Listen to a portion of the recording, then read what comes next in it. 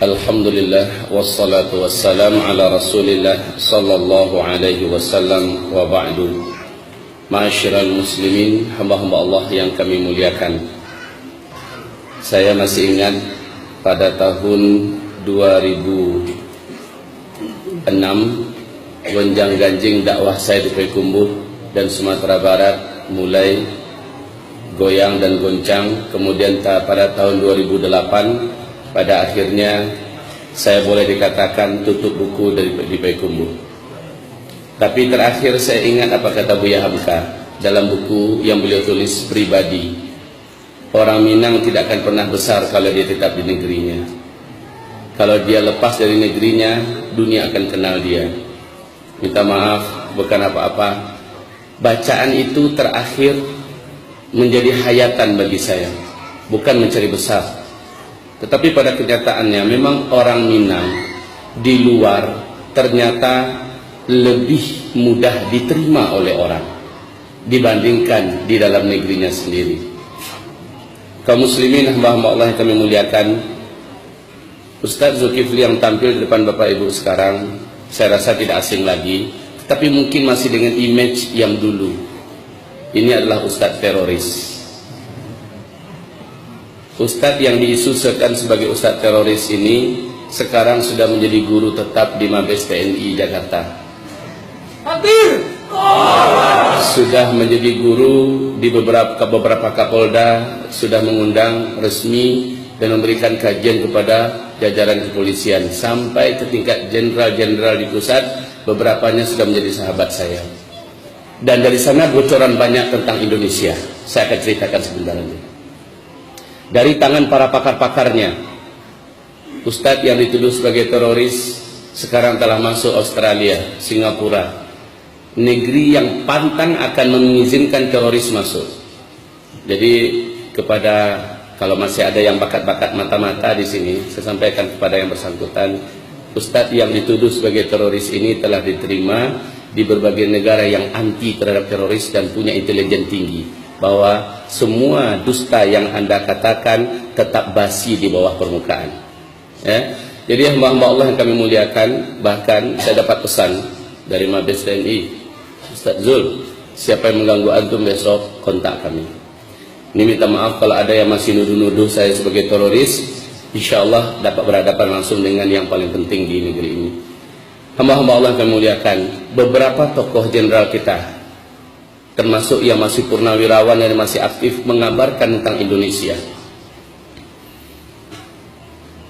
bahwa 2018 Indonesia bukan lagi negeri yang aman untuk ditempat tinggali, bukan lagi 2020 tadi dikatakan Ustaz Siddiq.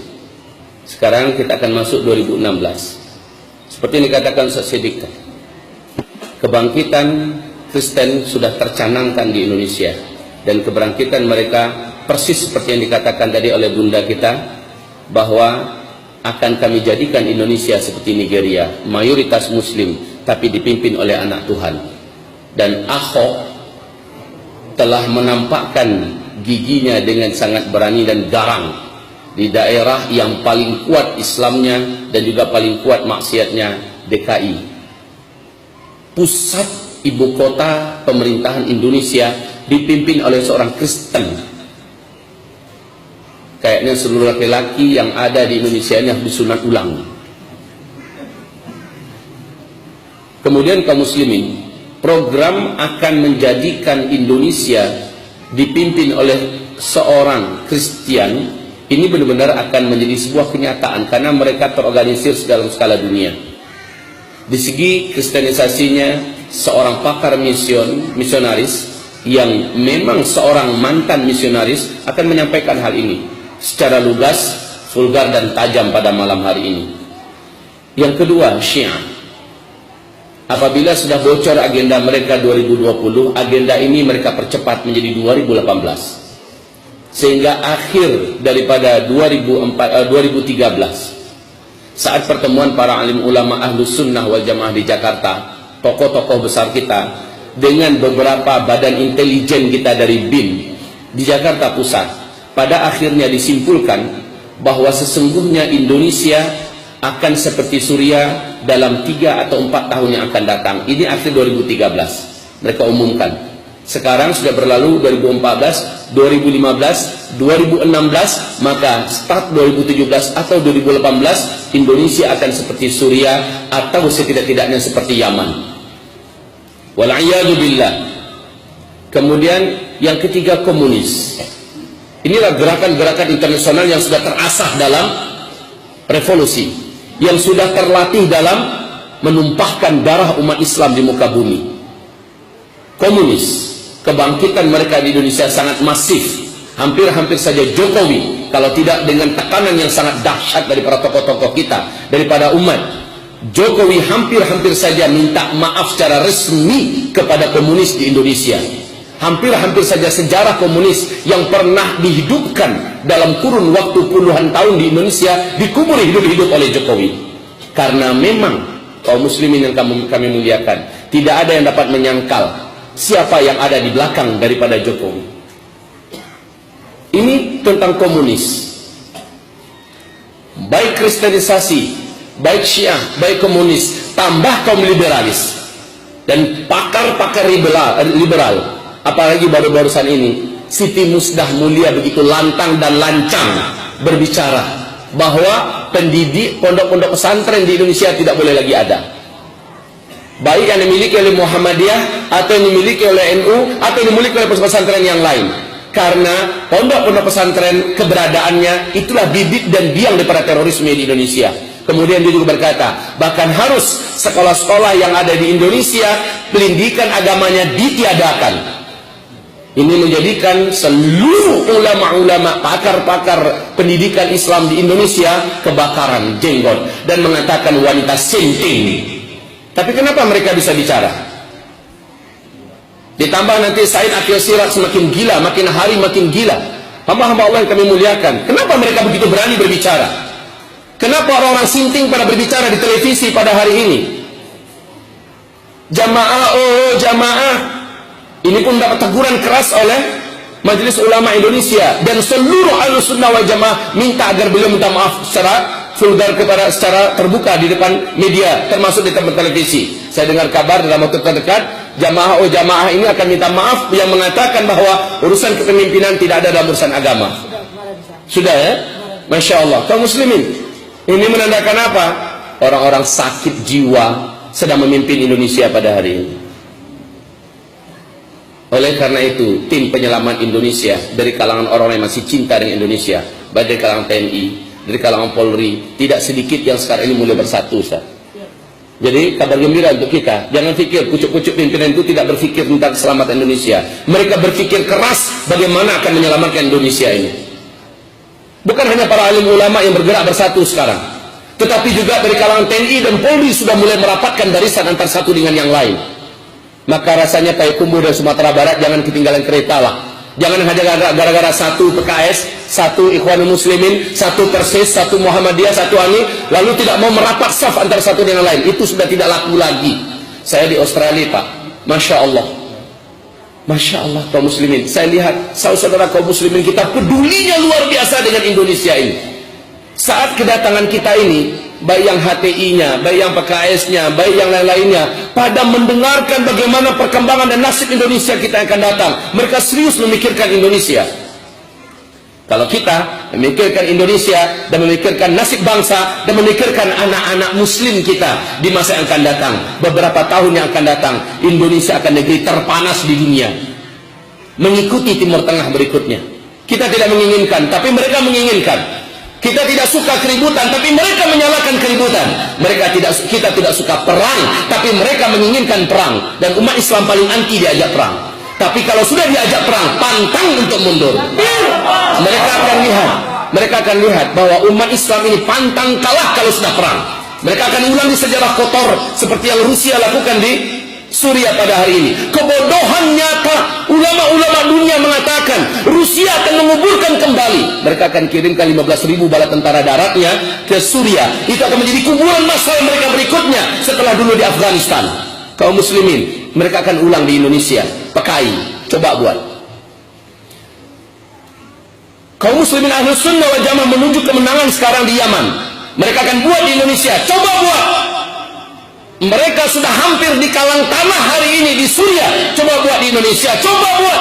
Ahlus Sunnah wal Jamaah. InsyaAllah ta'ala. Ada. Kita ada. Payakumbuh akan menjadi salah satu basis terkuat di Sumatera insyaAllah. Bila kita bangkit bersama-sama. Allahu Akbar. Baik kaum muslimin, hamba-hamba Allah. Kita anti perang. Kita anti keributan. Tapi kita pantang untuk diganggu. Saat sudah terganggu, coba saja lihat. InsyaAllah ta'ala, saya yakin Bapak Ibu, walaupun sholatnya masih bolong-bolong, kalau Islam ini sudah diganggu, pasti akan terbakar gairahnya, akan terbakar amarah dan cemburunya. Betul apa tidak?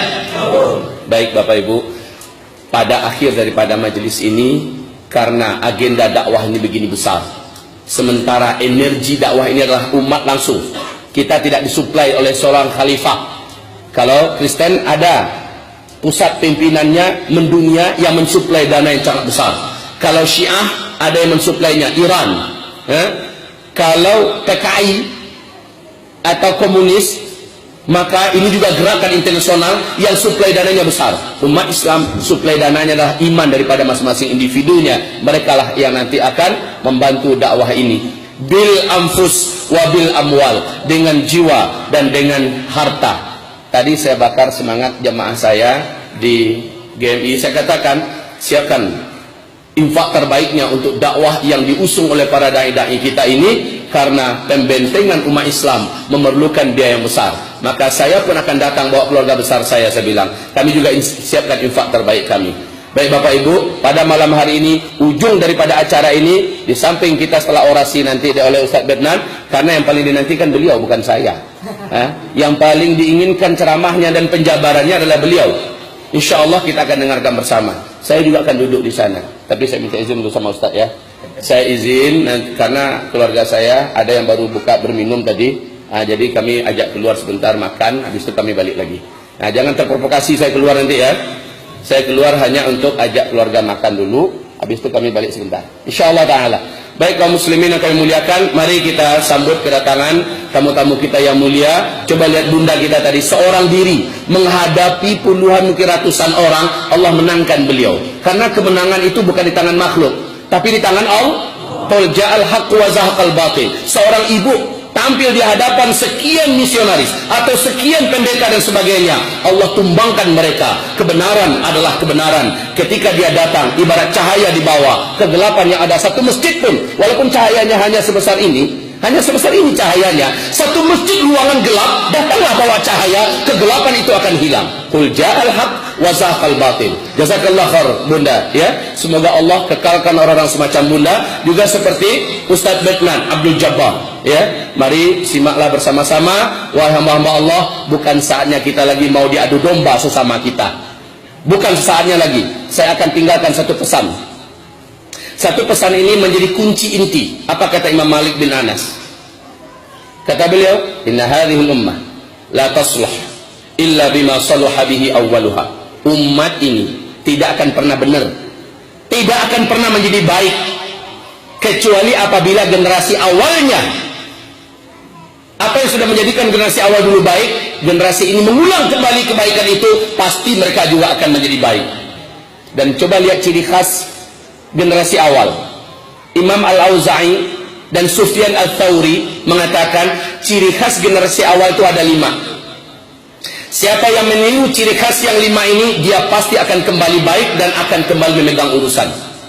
Pertama, khamsun kana alaihinna ashabu Muhammadin sallallahu alaihi wasallam. Ada 5 perkara yang di atas 5 perkara itu seluruh sahabat-sahabat Nabi tetap istiqomah dan dia tidak pernah keluar dari 5 perkara ini. Coba tiru saja dari yang 5 ini ya. Jangan yang lain, jangan tiru jenggotnya aja. Jangan tiru tanpa isbahnya saja. Jangan tiru hanya, coba tiru yang 5 ini dulu. Pangkalkan yang 5 ini dulu. Pertama, luzumul jamaah.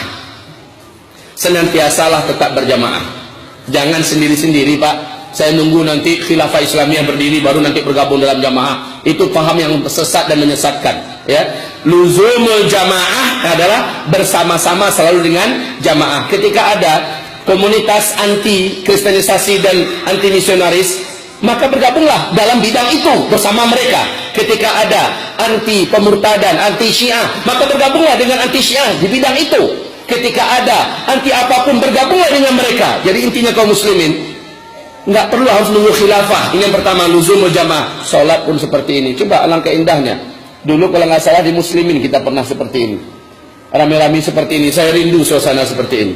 Ya, di muslimin kami pernah seperti ini, Pak. Sampai jalanan raya, Ustaz, itu penuh, ya. Di Labu Baru itu hampir-hampir nggak ada tempat lagi. Masya Allah. Sampai kaum munafikin dan orang yang rusak otaknya merusak barisan ini kaum muslimin.